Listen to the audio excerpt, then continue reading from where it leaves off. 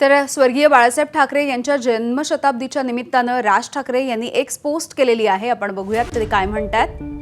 आज निष्ठा सहजपणे विकल्या जातात, तत्व सहज फेकून दिली जातात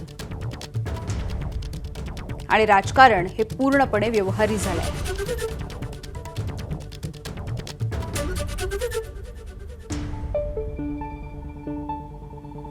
प्रांतिक भाषिक अस्मिता आणि धगधगती ठेवली, यापेक्षा निवडणुकीच्या राजकारणामध्ये किती यश मिळालं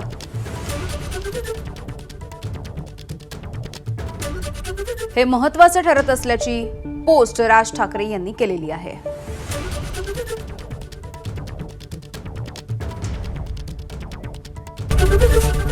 एबीपी माझा, उघडा डोळे बघा नीट.